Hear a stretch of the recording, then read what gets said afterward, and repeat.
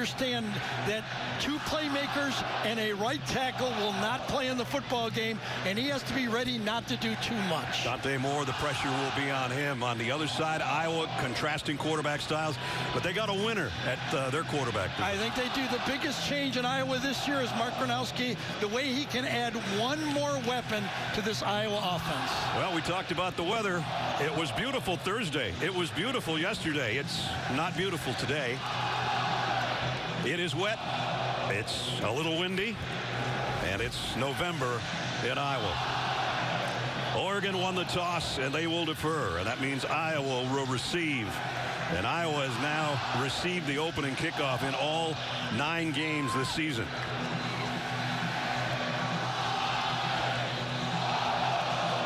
Hawkeyes at 6-2.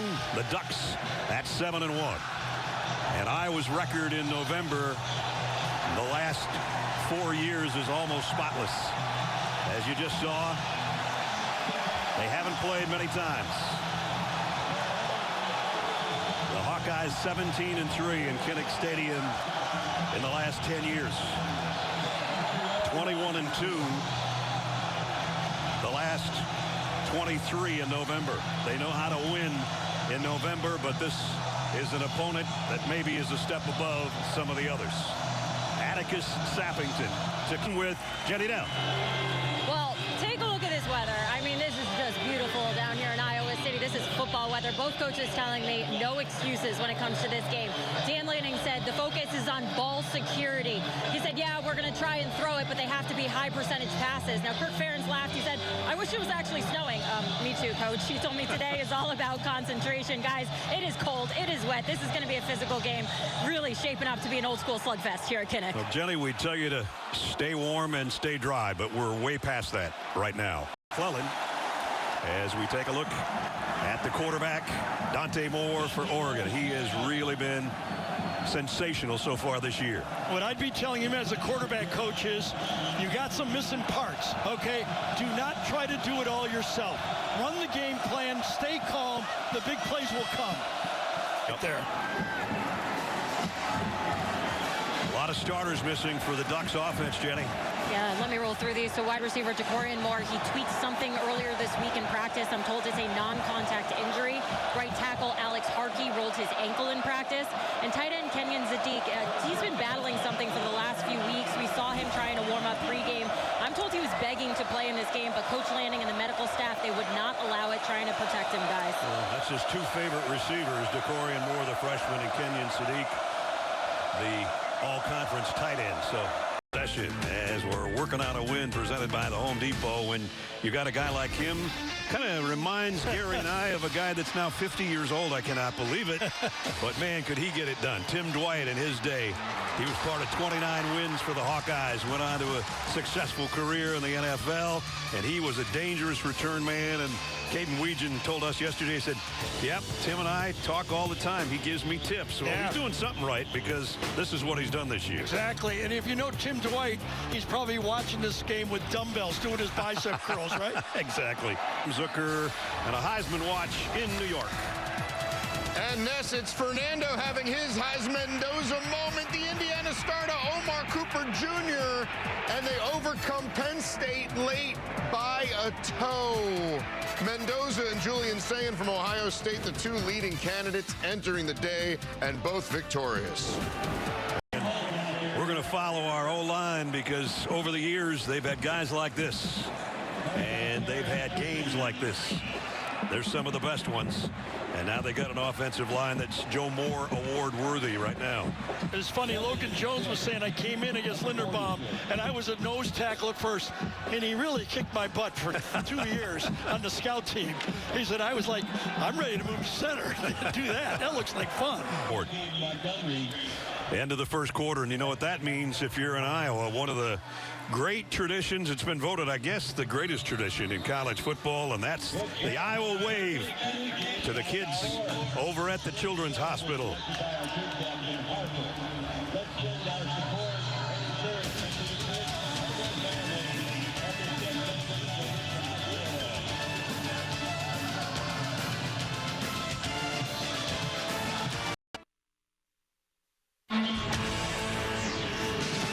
Home Depot Big Ten on CBS heads into quarter number 2. And it is 2-0 for the visiting Ducks of Oregon. And they have a stable of running backs for sure. They're missing one right now. Jaden Lamar's been out for a few weeks, but these 3 guys get the job done.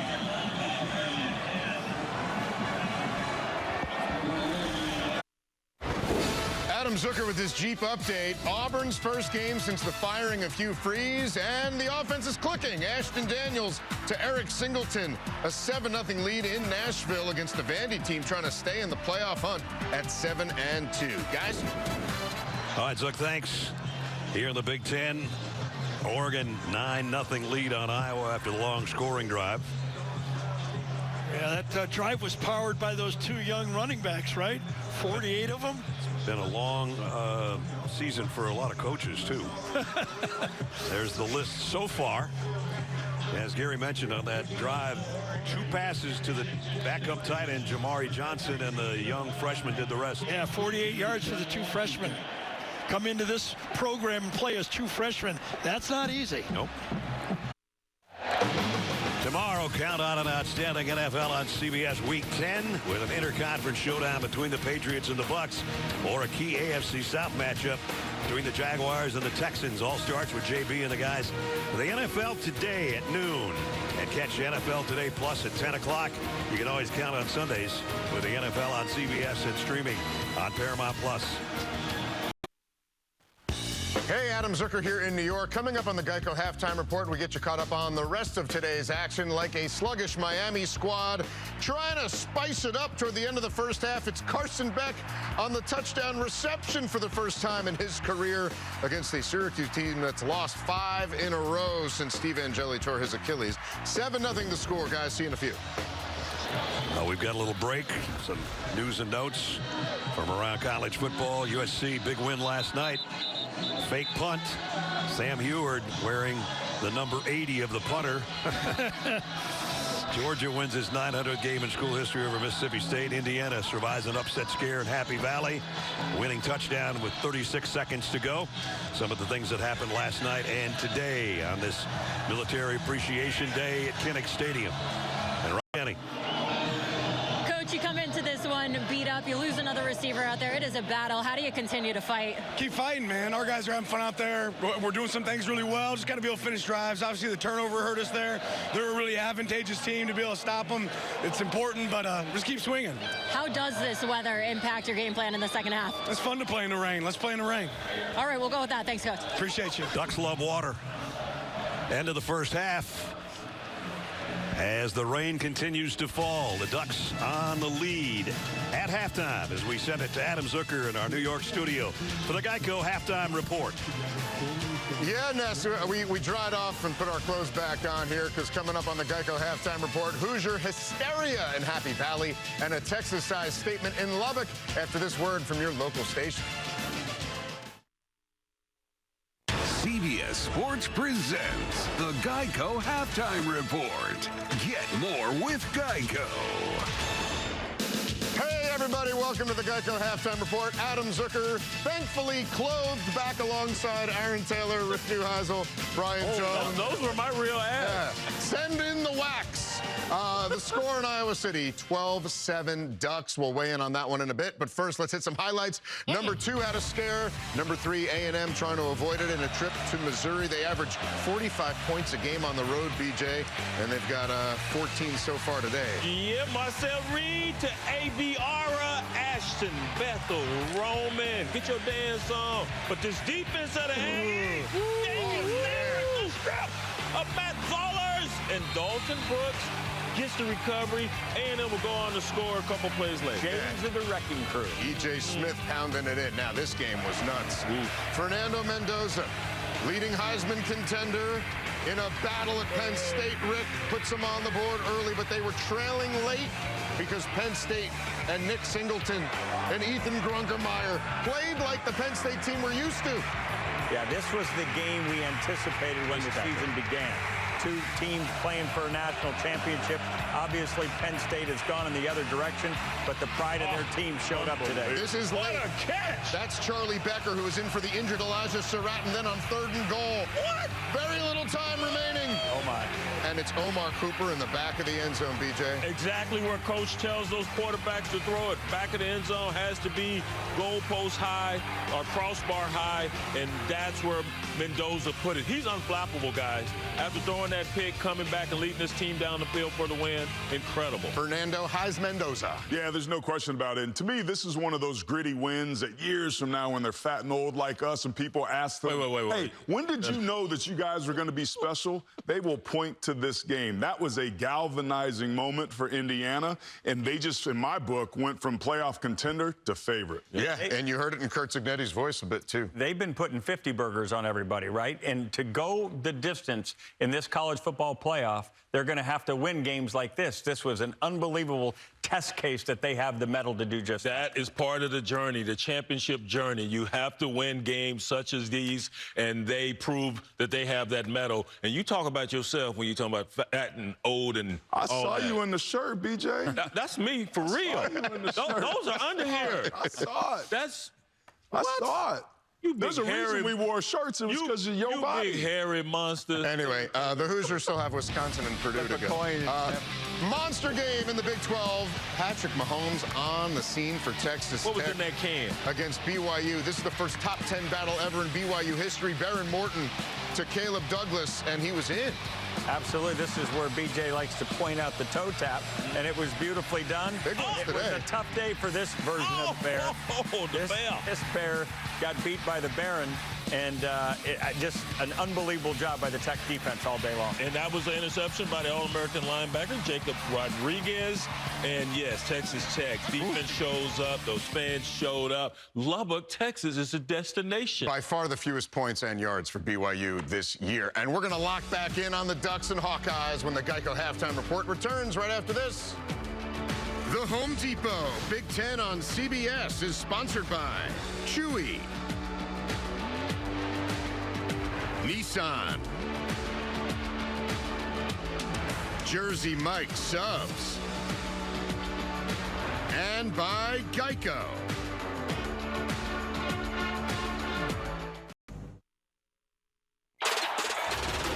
November, Kinnick, Oregon, and Iowa.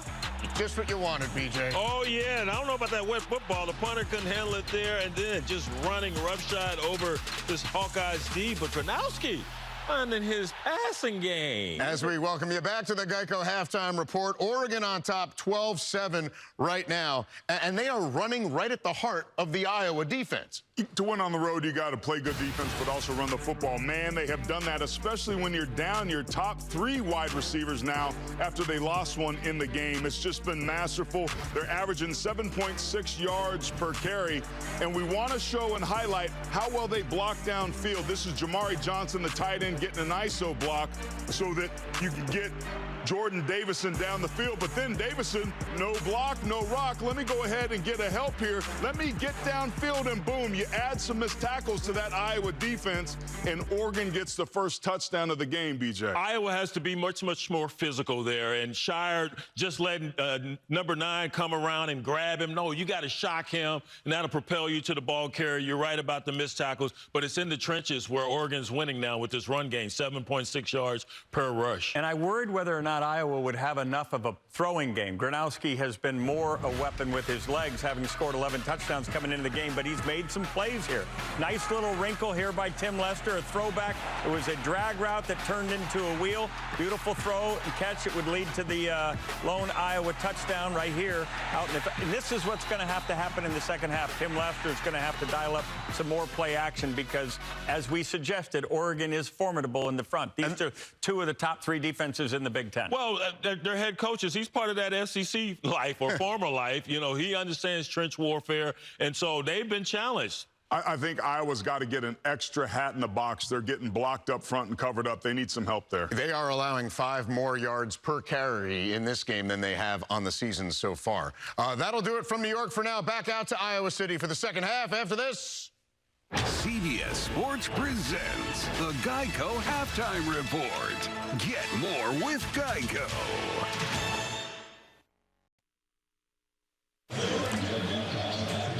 Halftime halftime here at Kinnick Stadium. 9th-ranked Oregon leading number 20, Iowa, 12-7. You know, here in Iowa City with the help of Jimmy John's, a football Saturday is an all-day affair, as Jenny found out earlier today on a visit with the tailgaters.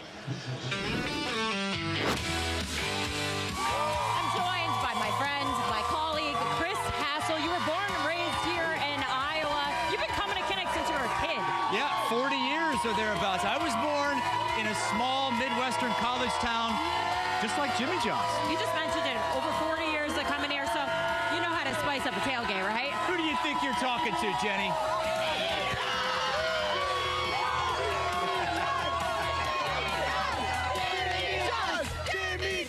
It's perfect for game day or every day.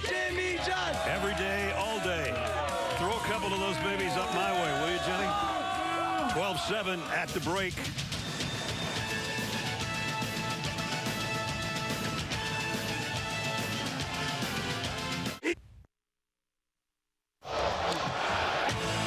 Depot Big Ten on CBS. We head into the second half at Kinnick Stadium, and number 9 Oregon leading 20th ranked Iowa 12-7, our halftime score. Welcome back, everybody. Brad Nessler, Gary Danielson.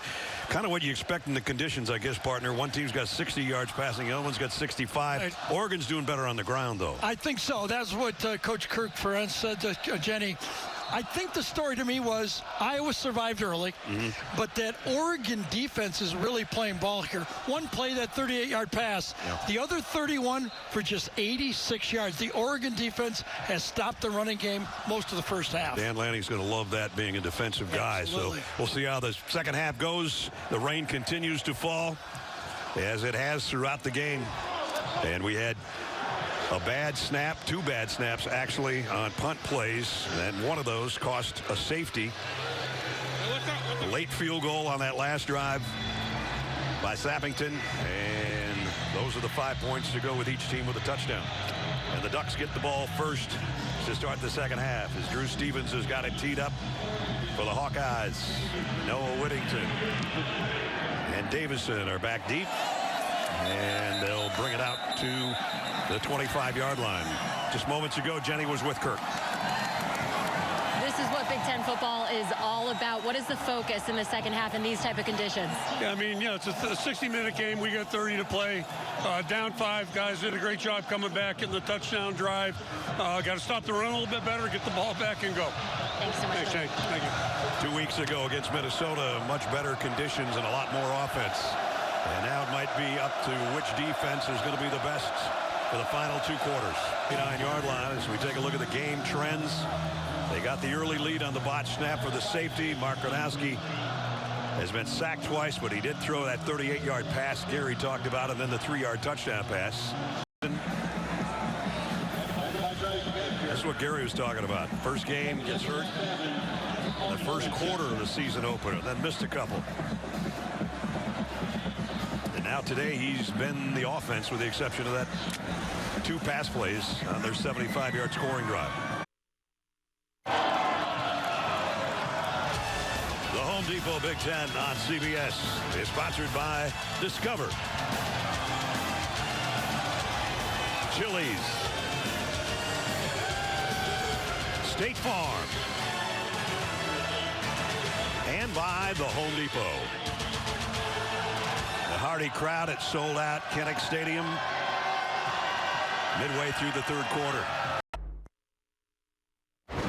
Adam Zucker with this Jeep update. Number 3, A&M in control at Missouri. 8-0 for the first time since '92. Marcel Reed to KC Concepcion, and he does the rest. 21-7 the score right now. An A&M team that is tied for first with Bama in the SEC, but they don't play each other yet. Still got Texas coming up. We're back. 12-7 here. Wanted to welcome newest addition to our CBS Sports family on November 1st, Caroline Melnick, and our Associate Director, Jason Melnick, welcomed their baby boy, Noah Andrew. Everyone's doing great. Wanted to send our congratulations to the Melnicks. Got red hair just like the old man. Oh, yeah. Got good parents, good grandparents. Mo Davenport, we both know. Yep. We played 3. It's a 1-possession game at Kinnick Stadium in a huge game for both teams. The final 15 will determine who comes out on top. Home Depot Big Ten on CBS, heading into the fourth quarter. Jenny with Dan Lanning moments ago. Coach, 15 minutes to go. What are you telling your team right now? Keep playing, keep chopping, right? We got time to keep playing better. It seems like Dante Moore had a little bit of a limp going on. What can you tell us? He's good. Thank you for your time. You bet, thank you.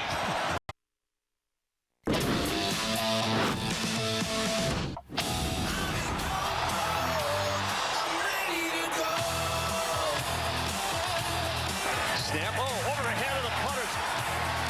Dante Moore fires, end zone, intercepted. And up and over goes Jamari Johnson. Down the sideline towards the end zone and in. De'Air Hill, touchdown, Oregon. Here's Gronowski, throws, caught, touchdown, touchdown, Iowa. The Iowa wave to the kids over at the Children's Hospital. That's our IHG Hotel and Resorts game recap. 206 rushing yards today on a team that only gives up about 84 a game. Caden Weejan's been held in check, and not only that, fumbled as well. That led to some points, and now we're down to 15-10 ball game after a 58-yard field goal. So here we go. Yeah, surprise? Yeah. I mean, Iowa fans have been watching this for 25 years, but I will say that Oregon has answered the physical football game. People thought when they came in the Big Ten, could they play a game like this? They are. And they have, and now we go down to this fourth quarter, and it means so much to both these teams. We talked about coming in, one ranked number 9, one number 20, trying to stay in the thick of the Big Ten race, the college football playoff race, and with 12 minutes and 39 seconds to go, here we go. The Home Depot Big Ten on CBS is sponsored by Liberty Mutual Insurance, Modelo, the U.S. Army, and by Subway. Folks have been here all day in cold, rainy weather, and now they're going to watch the last 8:36 of this ball game. So we take a look at our Discover Conference update. Indiana, a late touchdown to stay unbeaten at 10-0 and 7-0 in conference play. Ohio State a win over Purdue, and you look at the rest, Oregon and Iowa right there, a game out. Let me ask you, Ness, can this Iowa offense go 93 yards against this Oregon defense without throwing the ball? Remember, their long run of the day has been 9 yards.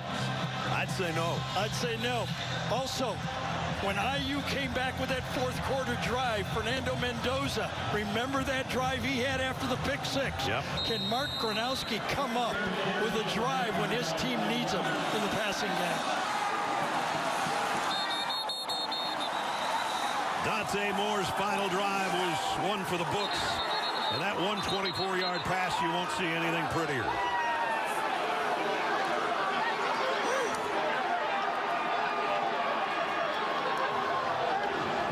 A lot of people wondered whether Oregon could win this type of game.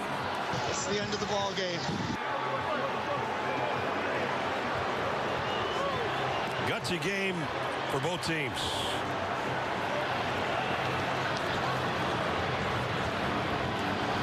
Came down to the final couple minutes, and Dan Lanning, I'm sure, is a happy guy with Jenny Dale. Coach, you built this team to be Big Ten tough, to play in these type of conditions. How did that manifest into a victory today? That looked like an old school Big Ten game today, didn't it? And I tell you what, our resilience, right, next guy up, the guy stepping up, unbelievable team we just competed with. They had no quit. Our team had no quit. It's kind of like who had it last is going to have a chance. We had a chance tonight. What were you telling them in those final 2 minutes? Oh, man, just breathe. Just breathe. Let's all soak it. Deep breath. In, out, right. Let's reset and go make the next play. Some unbelievable plays by our guys. How proud are you of this group? No, I can't put it into words, man. I love coaching this group, man. It's not supposed to be easy, right? This is what football's about. Teaches you adversity.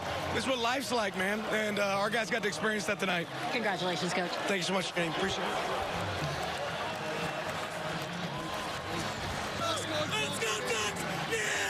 Both quarterbacks in the fourth quarter had huge plays. That guy in the final drive with one of the best passes of the day, and Mark Gronowski, who scored the touchdown to give Iowa the lead. And you can see the emotions a little bit different on that side. Dante Moore, the winning quarterbacks, back with Jenny. Dante, what were you telling yourself in that last series? I mean, I said I've been through this moment 100 times already. I mean, it starts at practice Monday through Friday.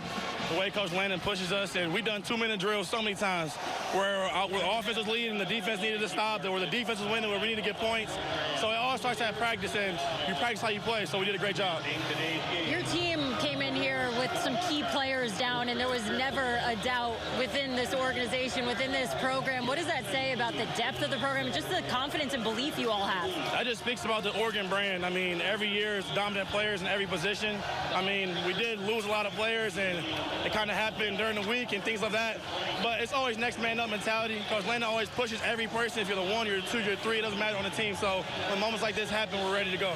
Take us through that final drive. You said there was never wavering belief. You knew that it was going to happen. Take us through it from your perspective. Yeah, I mean, the whole game, weather, it could have been a lot of things that happened. I wasn't really clicking on passes, and there's a lot of Detroit guys on the defensive side of the ball, and I know they're dogs as well, but I feel like that. I just feel like the 2-minute drive, I mean, I told myself, hey, forget the things that happened in the past. It's next play mentality. So you see he's praying right there. We're big in the faith and big in the Christian life. So thank God for everything. Congratulations on the win. Thank you so much. Yeah, one of the stars of the game, obviously, Dante Moore.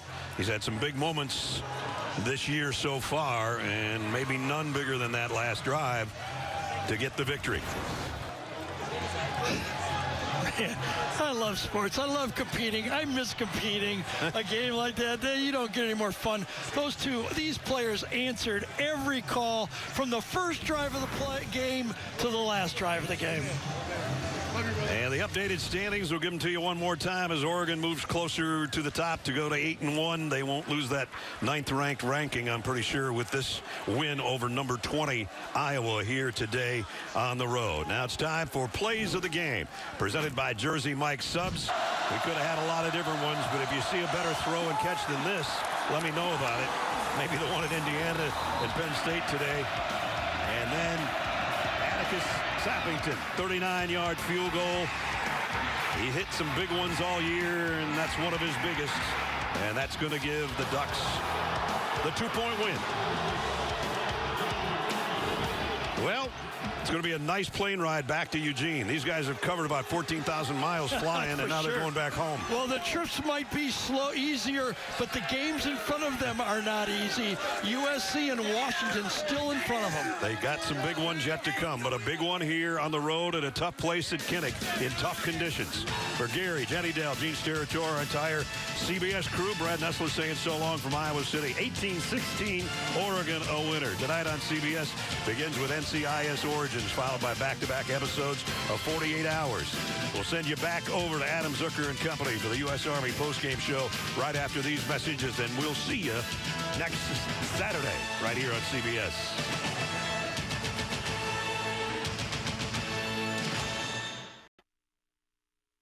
CBS Sports presents the U.S. Army postgame show.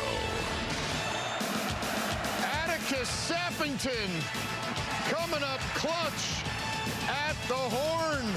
Oregon wins at Kinnick in November, 18-16, and the Ducks win their 11th straight game on the road.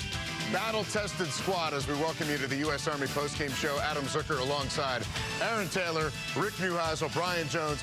That was exhilarating and exhausting at the same time. What both teams did in a low-scoring game on their final possessions to each take the lead, ending with Oregon winning this thing. Just incredible to watch. A Big Ten thriller and Big Ten football at its best.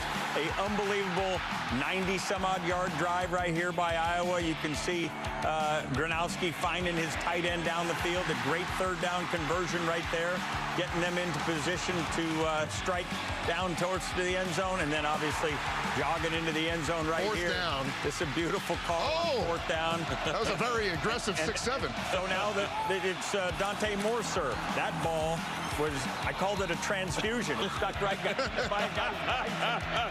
Well, the theory was that Oregon couldn't handle the physicality of Iowa. Well, theories aren't evident. Stats are. They handled that, rushing for 261. And Dante Moore, that last drive was just exceptional, AT. Poise is being at your best when your best is needed. I feel like we've seen this movie before earlier today with Fernando Mendoza, but the throwing conditions were tough. Dante Moore had struggled throwing the football in a forward direction for most of the game until he needed to put his team in position to win this football game. It is so hard to do that as a player when it's not going the way that you want, to be able to calm yourself down and to deliver in those big moments. Hats off to Dante Moore and the entire Duck team and Atticus Sappington, man. Woo. Oregon struggled mightily. They'd missed field goal in 3 of their last 4 games, 8 for 12 of the year. That kid was 3 for 3 in money today when they needed it. This was the win I think Oregon was waiting on. In tough conditions, as you mentioned. Yeah, it's an unbelievable win. Fabulous opportunity for Oregon now to finish, get themselves in a great position for the college football. And this is Oregon. I mean, this was an Iowa game, right? I mean, this was an Iowa Everything they wanted. And I know it's not your big brother's Oregon team either. They are physical, gritty. They are running the ball up the middle. But this for Oregon was, we're up here, we're elite, not upper middle, elite. When it comes to who's going to make the CFP. Complete teams have to win in various ways, and that's what Oregon proved today. Yes, when we were at full strength, because they were without a lot of their playmakers, number one being Decorian Moore, the freshman wide receiver who's leading them in that category. But they said, we're just going to run it down your throat, going back to my original comment. All the talk was about big bad Iowa and in the trenches and how they own the trench warfare. And here comes Oregon, said, we're going to pound the rock, run straight at you, push you around. Exactly what they did. 7.3 yards per carry. 3 times the normal outlay of Iowa gives up on the ground. 3 times. 0 sacks, 1 tackle for loss allowed with a new right tackle because Alex Harkey was down. Unbelievable. That was a Joe Moore moment type play. But it really just was such a great game both ways, and came down to each team's final possession. Just a wild one to watch from here, where it's nice and dry. All right, we started the day with 4 undefeated teams. 1 did lose. It was not Indiana, though. Going to Penn State, and it was kind of a similar feeling to the game we just watched. Fernando Mendoza and company expect them to get this one done. They go up 7-0. They were up 20-7 at one point, BJ. But here it's 2017, and Nicholas Singleton had such a great game. This is the former